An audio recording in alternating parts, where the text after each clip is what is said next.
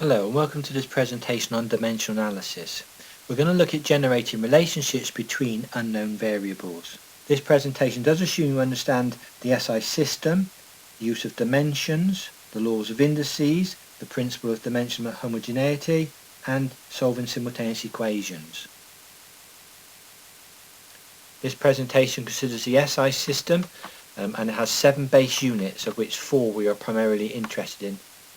The length quantity in the SI system is the meter, symbol M, dimension L. The mass quantity in the SI system is the kilogram, symbol kg, dimension M. The time quantity in the SI system is the second, dimension T. And the temperature quantity in the SI system is the Kelvin, symbol K, and dimension theta. Notice all dimensions are in square brackets.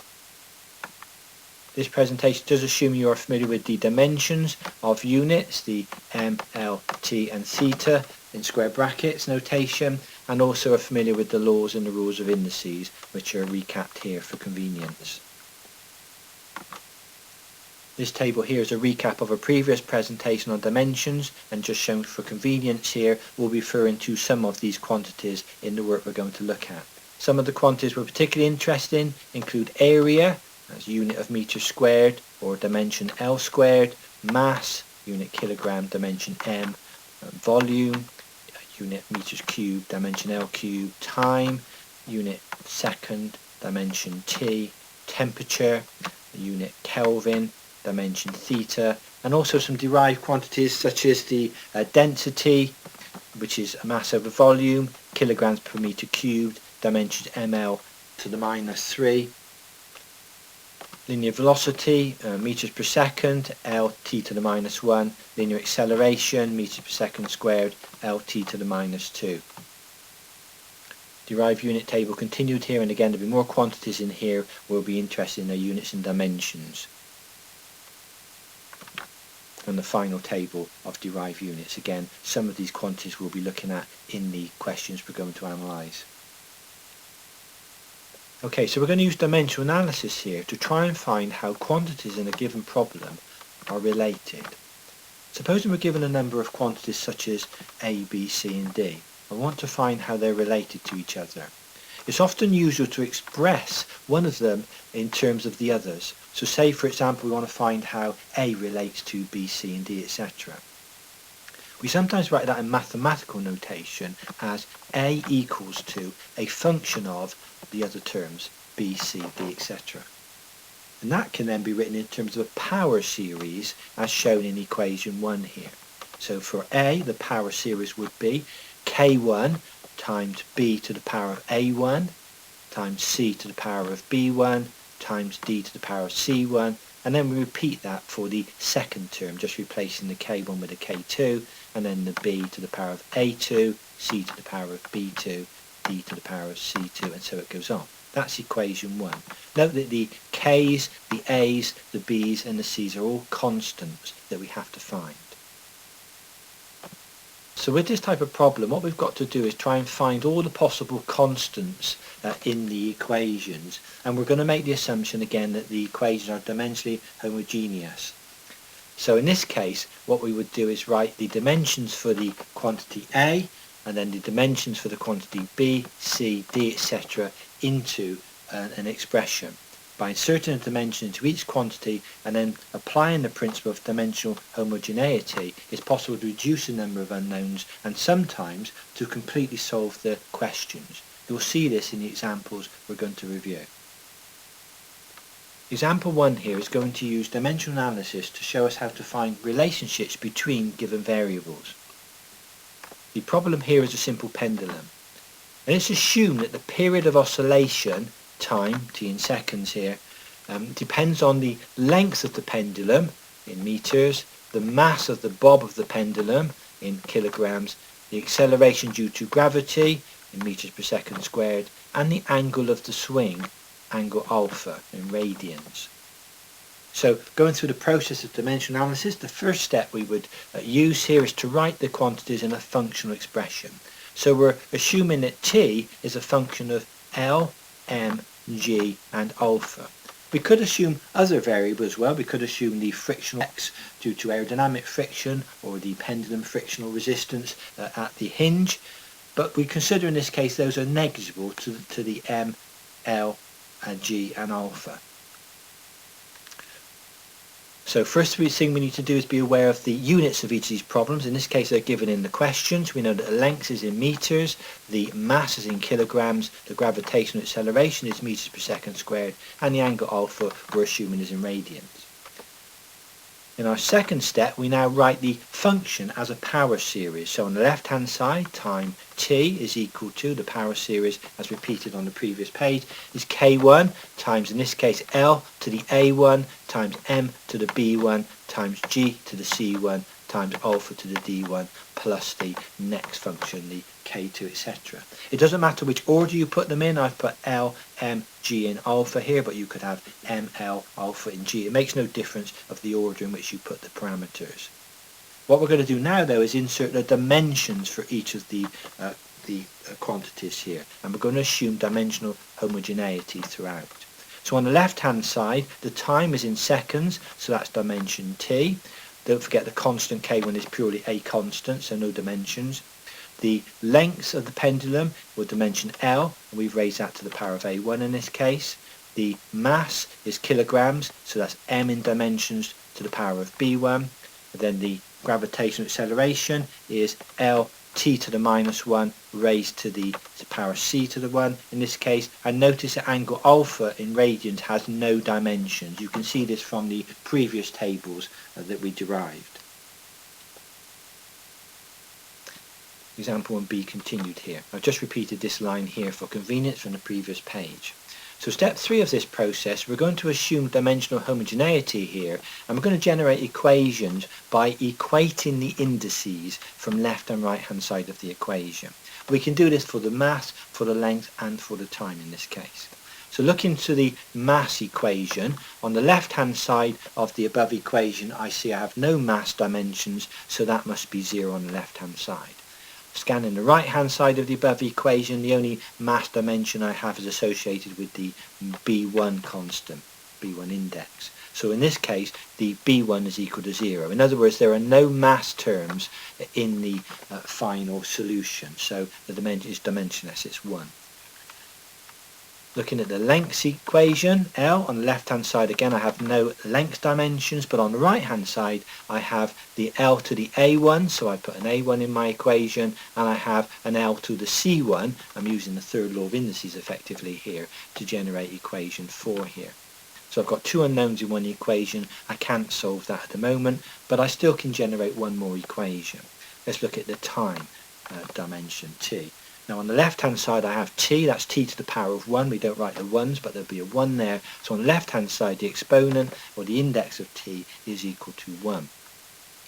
On the right hand side scanning, looking for t, the only thing I can see there is t to the minus 2, and don't forget that's all raised to the power of c1 there, so a third law of indices problem there, minus 2 times c1, so that's what I get on the right hand side of the equation, equation 5. I can directly solve that equation, simply dividing both sides by the minus 2. I can show that c1 is equal to minus a half. In other words, it's t to the minus a half.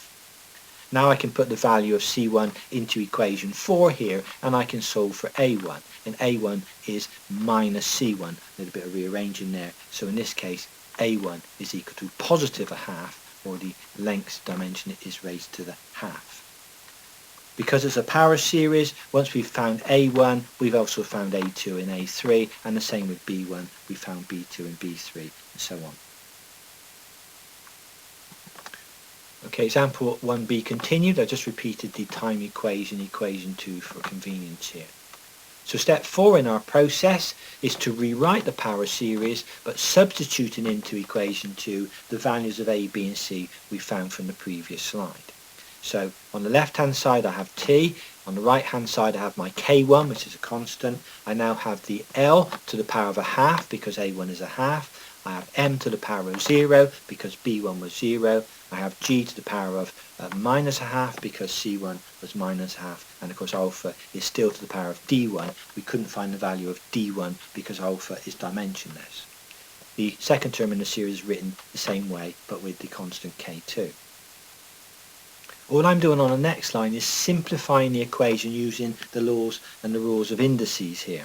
Okay, so looking at the length and the g value in the above equation, I have length to the half and it's multiplied by g to the minus a half. Now don't forget, a negative index means reciprocal, so really what I had there was length to the half divided by g to the half, and all I've done is written it in the bracket here with the half outside. The alpha to the d1 remains the same, and the second term is very similar to the first term.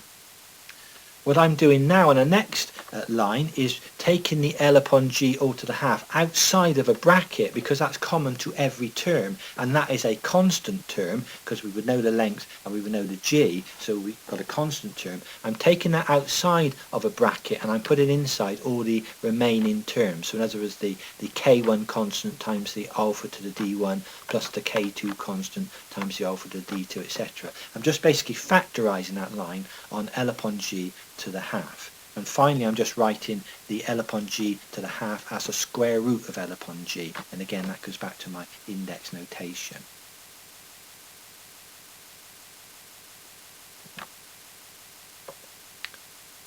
Example 1b continued, just repeating the equation from the previous slide there.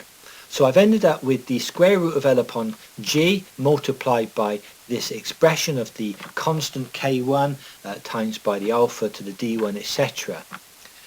What you notice from this expression now, is going back to the original problem, is that mass does not occur in the final solution. So our assumption that the periodic time of the simple pendulum depended on mass has proved by dimensional analysis to not be true. Also, the indice of the alpha term cannot be found by dimensional analysis because it is a dimensionless quantity. What the above illustrates is both the advantages and the disadvantages of the dimensional analysis method. What it has done is simplified the number of quantities involved in our problem. In other words, it's removed the mass quantity for us. But what it hasn't been able to do is find the index associated with the alpha quantity, which is dimensionless. So we have to find that by experimental means. Okay, example 1b continued, just repeated this line for convenience. So the final step here is to minimise the number of variables by simply rearranging the equation. So all I've done between this equation here and the equation above is simply divided both sides by the square root of L upon G. That can then equal some function of alpha, so those K1s, K2s can be wrapped up in this function of alpha, and it means that we now have just basically two variables to deal with. The t divided by the square root of L upon G is one variable, and the function of alpha we need to find from experimental means. So what we will do is do some experiments on this, and we will plot the t upon the square root of Lg against alpha and find the relationship, in other words find the function of alpha. So what the dimensional analysis process has done for us is taken the original four variables we considered, the time, the length, the mass and the angle alpha, and it simplified it into an expression of just two variables, the t divided by the square root of Lg and the alpha. So it simplified the work we need to do in the experimental context. So if we consider the generation of equations and unknown variables, from the previous example we can see that we could generate three equations in that problem, one for the mass, one for the length and one for the time parameter. So if we only had three unknowns in a problem, we could solve directly for this. If we have four or more unknowns in a problem, we cannot solve for all the parameters in the question, all the quantities in the question cannot be solved for. So we need to be aware of that. Again, that's another restriction of dimensional analysis. We can only generate a certain number of equations, so if we have more quantities than equations, we cannot solve completely for the final solution. So for example, if we have three unknowns in a question, but only two equations can be generated, for example, we could only generate, say, a mass and a time equation because length is not in the problem, then we'll end up with one unknown variable remaining. This can be any of the original variables, whichever we choose to leave as the unknown. Often, though, experience suggests which that should be. So if we look at a general procedure for solving dimensional analysis problems, we have a 5-step process. The first step is to state the physical quantities in terms of a functional form. In other words, going back to our simple pendulum problem, the periodic time t was equal to a function of the L, M, G and theta parameters. We need to note the SI units of each of these parameters, each of these quantities. The time was in seconds, the mass was in kilograms, the G was in meters per second squared, and the theta was in terms of radians. Step 2 requires us to write the function now as a power series, and we're going to insert the dimensions into this power series. So don't forget, the power series was the k times the quantity to the power of a, next quantity to the power of b, and so on.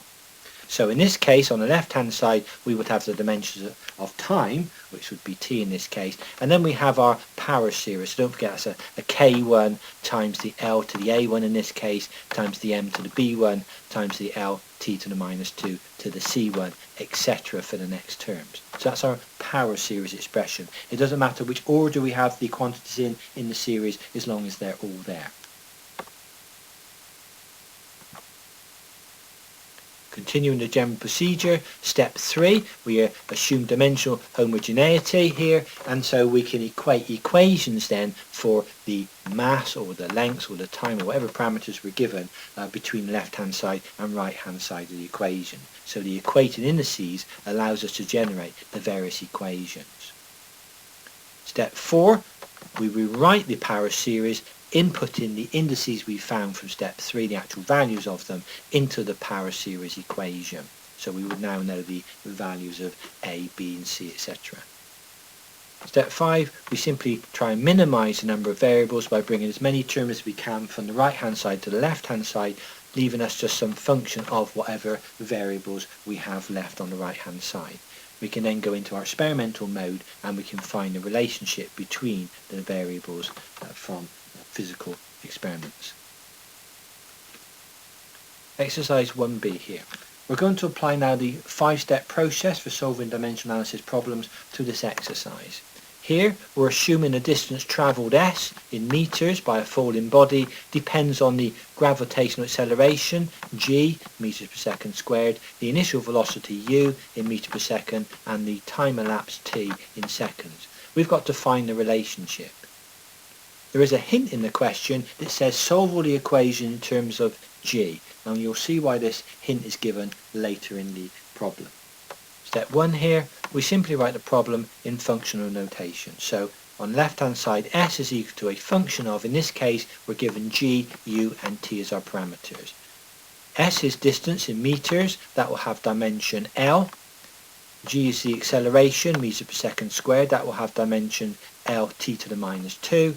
U is meter per second, having dimensions Lt to the minus 1, and finally T is equal in seconds, having dimensions T.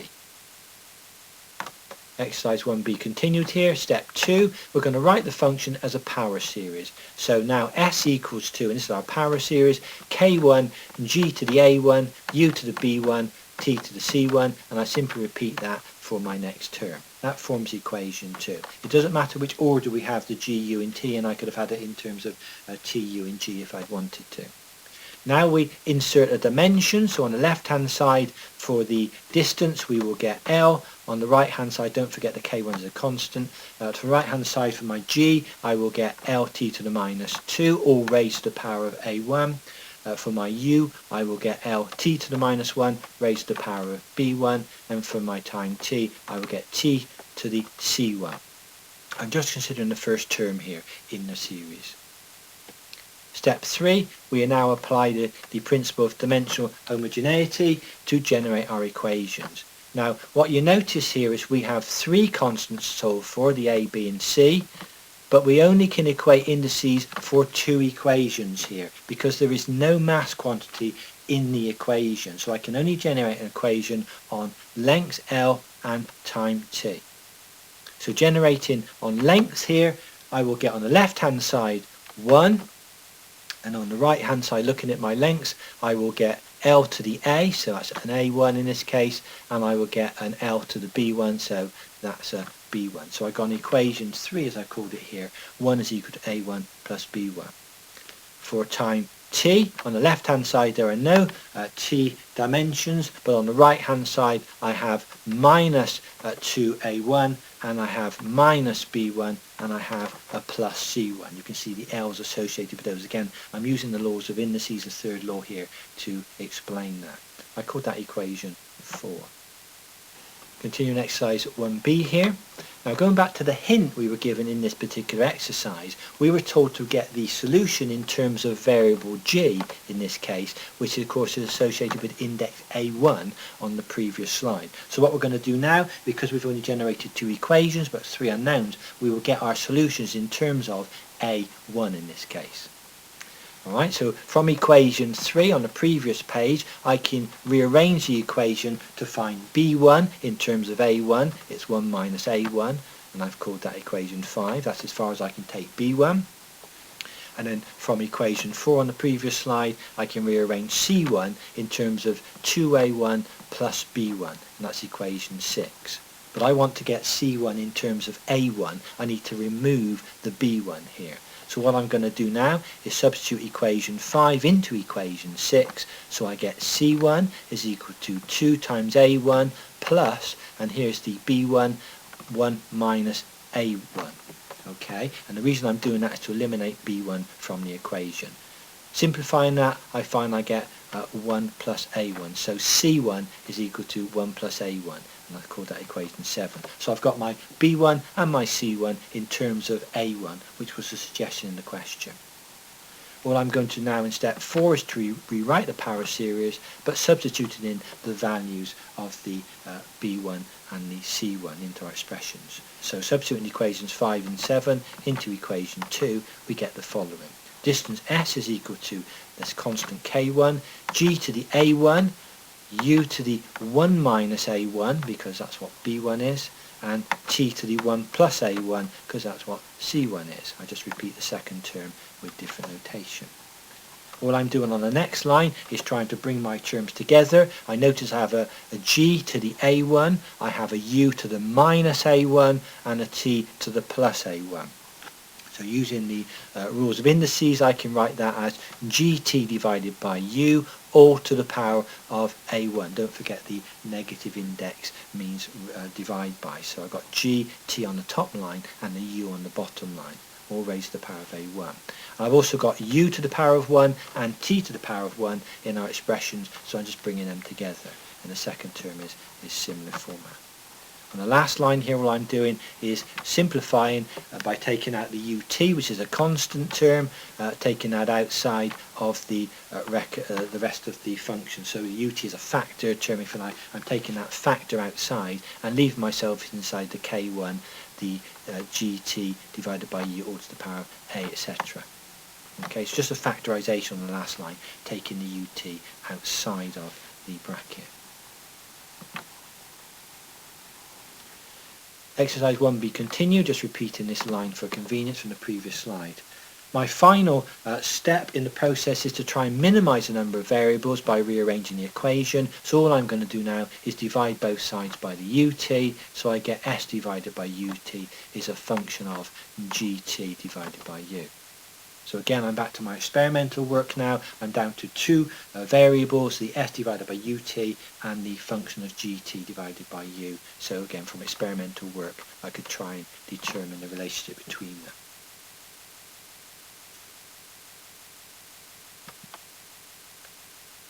Example 2b.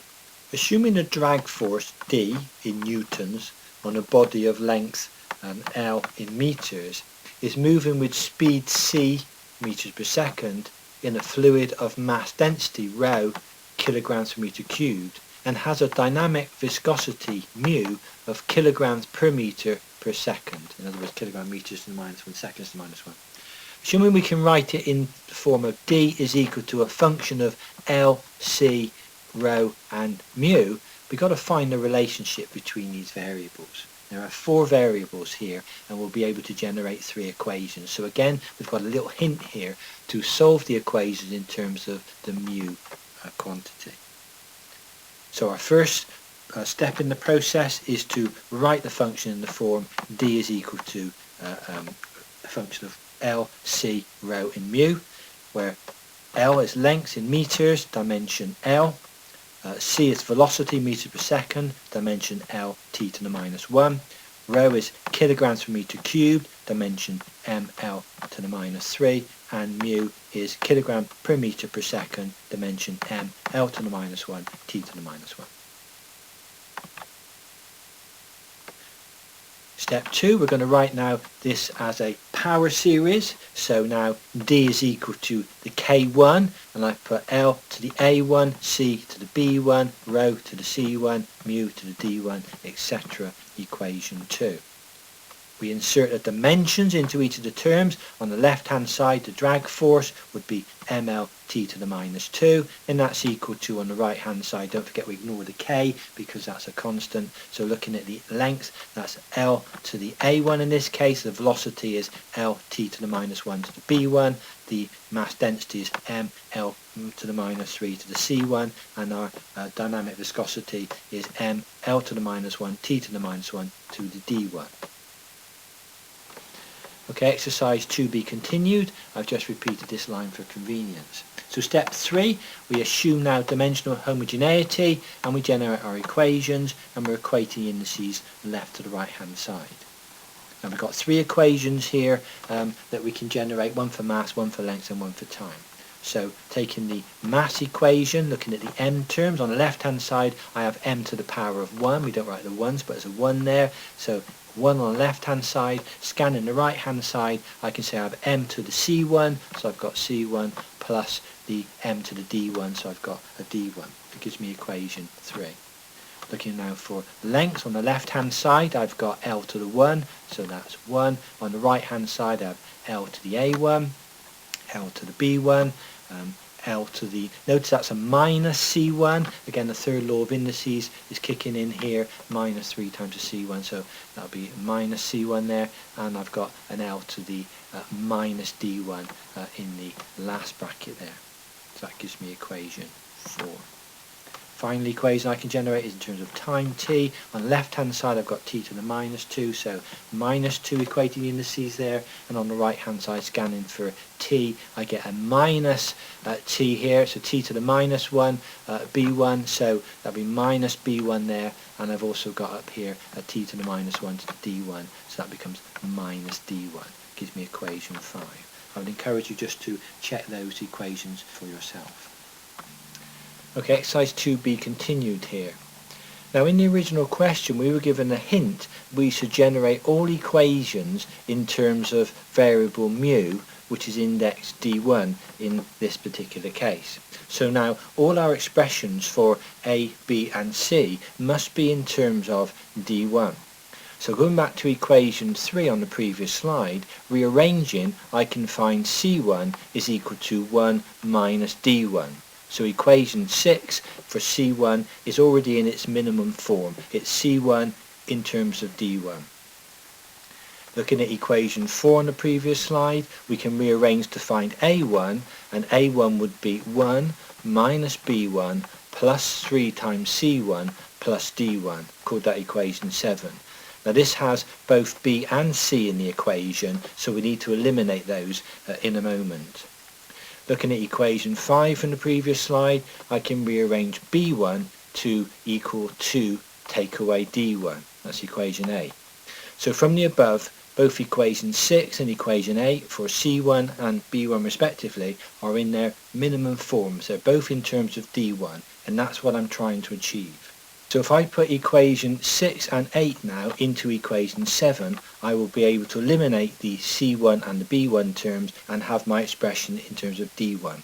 So A1 is equal to 1 from equation 7, take away the B1 term, which is 2 take away D1, notice I've got that in brackets, plus my 3 times the C, where C is actually 1 take away D1, again notice the brackets, you must have the brackets here for the expansion in a moment, and then plus the D1 term. All I do on the next line is expand my brackets and collect my like terms together, and that simplifies to A1 is equal to 2 minus D1, and I've called that equation 9. Now all my constants for A1, B1 and C1 are all in terms of D1, and that was the hint in the original question. Exercise 2b continued. I've just repeated the power series for D here, which was equation 2 on the previous slide.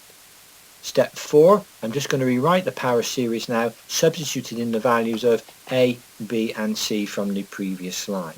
So basically substituting equation 6, 8 and 9 from the previous slide into equation 2, I get D is equal to K1, my constant, L to the A1, which is 2 minus D1 in this case, C to the B1, which is 2 minus D1, rho to the C1, 1 minus D1, and mu to the D1, plus my other terms. All I do on the next line is use the third law of indices to simplify. So K1 times by L squared divided by L to the D1. Notice a negative index is a division. I've got C squared divided by C to the D1, again a negative index there, rho divided by rho to the D1, and then times by mu to the D1, plus my other terms. All I'm doing on this line here, to get my D expression, I'm taking out the constants of rho, C squared and L squared outside of a big bracket here, and I'm putting inside the bracket all my K terms, my K1, my K2 and so on, multiplied by the mu divided by rho CL all to the D1. Okay, so that rho C squared L squared outside the bracket is basically a factor on every term, so I'm taking it outside, I'm factorising on the bracket and leaving inside the bracket my K terms and my unknown D1 terms. The final step here is simply to minimise the number of variables, and all we do here is divide both sides by the rho C squared in L squared. So on the left hand side I get D divided by rho C squared L squared equals to some function of the mu divided by the C rho L terms. And now we go to our experimental methods to try and find the function, the relationship between the variables. I would strongly encourage you to attempt some tutorial questions on dimensional analysis. It's a very difficult topic, it needs lots of practice. So question 1 I would encourage you to have a look at. Again, there are hints in some of the questions. Question 2b, another question, again there's a hint in the question to help you solve the expression. Okay, and there's more questions over the page. Question 3b, question 4b and question 5b, question 6b. Again, you've got hints in the question to try and help you in your solutions. Thank you for viewing.